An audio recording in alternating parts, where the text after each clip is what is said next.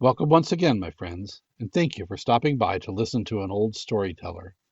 Today we have an Ananzi tale, and the title of this story is Nancy Fairy. There was once an old woman called Nancy Fairy. She was a witch and used to steal all the little babes as soon as they were born and eat them. One day she stole a little baby who was so beautiful that she had not the heart to eat her. But she took her home and brought her up. She called her daughter, named her Nancy Fairy after herself, and the girl called the old woman Granny. So the girl grew up, and the more she grew, the more beautiful she got.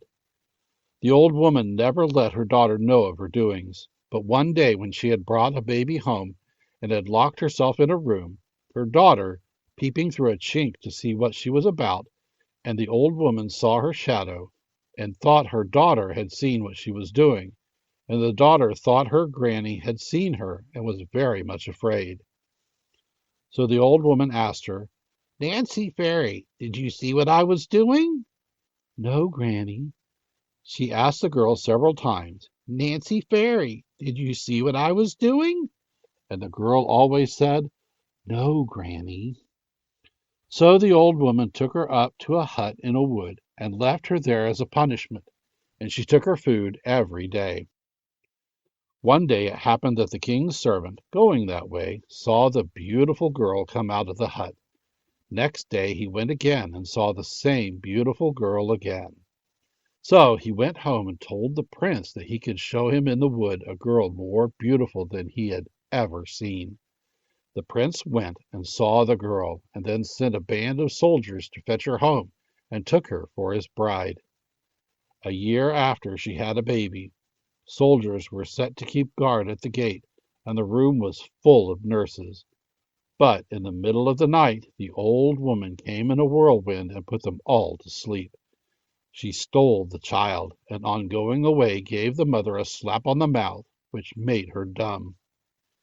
Next morning there was a great stir, and they said the mother had eaten the child. There was a trial, but the mother was let off that time. Next year she had another baby, and the same thing happened again. The old woman came in the middle of the night in a whirlwind and put them all to sleep. She stole the child and struck the mother on the mouth, which made it bleed. In the morning there was a stir, and the servant maid, who was jealous, said the mother had eaten the child. All believed it, as her mouth was covered with blood. And besides, what would be expected of a girl brought out of the wood? So she was tried again and condemned to be hanged. Invitations were sent out to all the grand folk to come and see her hanged. So many fine carriages came driving up. At last, just before the time, there came a very grand carriage, all of gold, which glistened in the sun. In it were the old woman and two children, dressed in fine clothes with the king's star on them. When the queen saw this grand carriage, she got her speech and sung, "Do spare me till I see that grand carriage."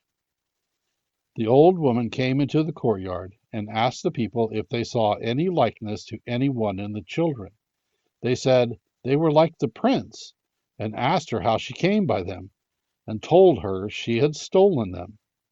She said she had not stolen them, she had taken them, for they were her own. The prince had taken away her daughter without her leave, and so she had taken his children, but she was willing to give them back if they would allow that she was right. So they consented, and the old woman made the prince and his queen a present of the grand carriage, and so they lived happily.